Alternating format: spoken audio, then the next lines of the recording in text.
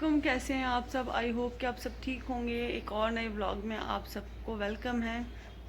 تو آج پھر بات کرتے ہیں ستارہ کی فیملی کے بارے میں، اور ہم کیونکہ ستارہ کی سپورٹرز ہیں تو ہمارا حق بنتا ہے، مجھے لگتا ہے ہمارا رائٹ ہے کہ ہم بات کریں، ہم اپنا ریئیکشن دیں کہ ہم نے آج کل میں جو بھی ان کی ویڈیو دیکھی ہمیں کس طریقے سے سمجھ میں اور ہم کیا سوچتے ہیں اور ہم کیا اپنا اوپینین دیتے ہیں۔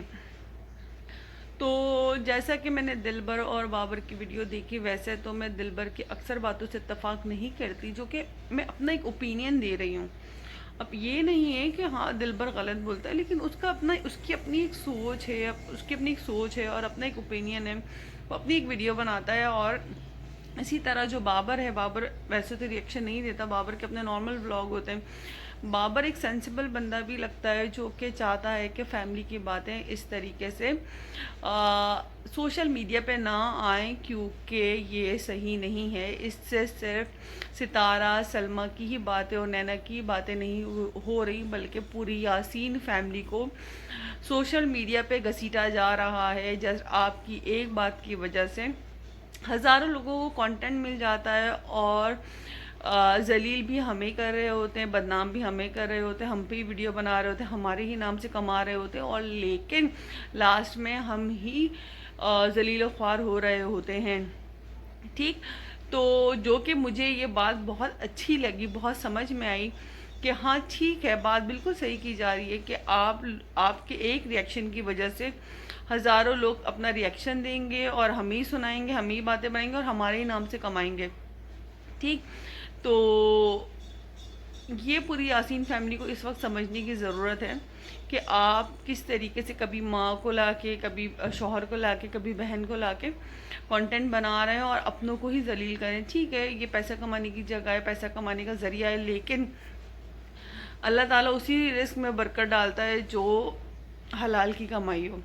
ٹھیک ہے، جس سے کسی کی عزت نفس مجروح نہ ہوئی ہو، جس سے کسی کو ذلیل نہ کیا گیا ہو، جس پہ کسی پہ تہمت نہ لگائی ہو۔ اور اگر کہتے ہیں نا کہ کبھی اگر کسی کا کوئی جرم دیکھ لو، کسی کا کوئی گناہ دیکھ لو، تو بھی 3 عادل لے کر آؤ جو عدل کرنے پہ مطلب عادل ہوں، جو عدل کرتے ہوں، جو انصاف کرتے ہوں۔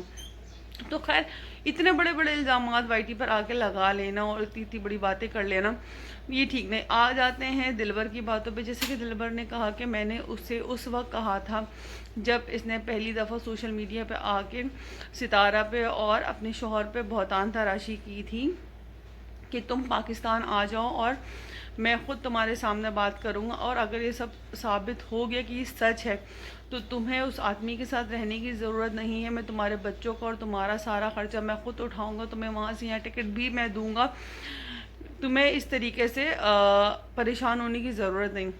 اس وقت اس بندی نے کوئی ریئیکشن نہیں دیا، کوئی جواب نہیں دیا۔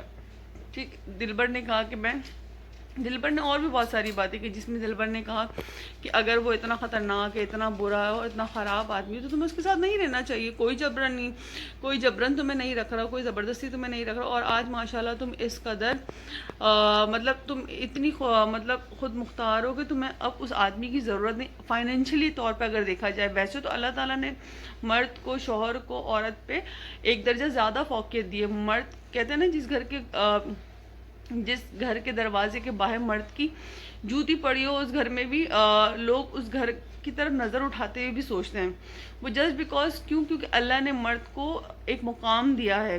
ٹھیک ہے، اللہ تعالیٰ نے مرد سے گھر کو تحفظ دی ہے، تو مرد کی جو ایک حیثیت ہے اور ایک مرد کا جو ایک مقام ہے، وہ تو ہم خیر اس چیز کو اگنور، اس کو ڈینائی نہیں کر سکتے۔ لیکن اگر فائنینشلی طور پہ دیکھا جائے تو اس وقت آپ الحمدللہ معاشی طور پہ بالکل سیٹلڈ ہیں۔ آپ جس طریقے سے پارلر میں کام کرتی تھی اس سے کہیں زیادہ، 2 یا 3 گنا زیادہ آپ اس سے کما رہی ہیں۔ اللہ کا دیا، آپ کے پاس سب کچھ ہے، آپ اپنے بچوں کی اسٹڈیز کروا سکتی سب کچھ، لیکن آپ اپنے بچوں کی اسٹڈیز نہیں کرواتی۔ آپ رات میں جسٹ بیکاز آف ولاگ نیچے بیچتی، بچے ٹیوشن سے یا اسکول سے ہو کر آ رہے ہیں، وہ سب۔ یہ میرا معاملہ نہیں ہے کہنے کا، میرے کہنے کا معاملہ یہ ہے کہ جس دلدل میں آپ نے دوسروں کو پھینکنا چاہا، اس دلدل میں شاید اب آپ خود پھنس رہی ہیں۔ آپ کی فیملی، آپ کی ماں، آپ کے جو بھی رشتہ دار، کزنز وغیرہ، کوئی بھی آپ سے خوش نہیں ہے۔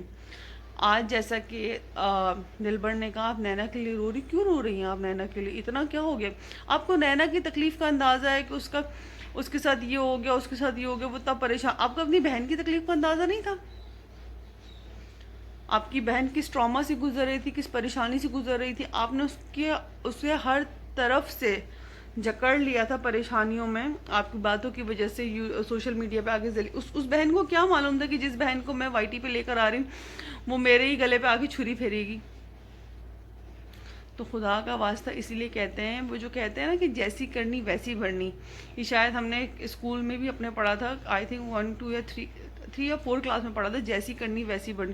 تو آپ نے جیسا کیا نا آپ ویسا بھر رہے ہو، اور اپنے آپ کو بھی، اپنی فیملی کو بھی، اپنے بچوں کو بھی، ان سب کو ڈسٹرب کر کے بھر رہے ہو.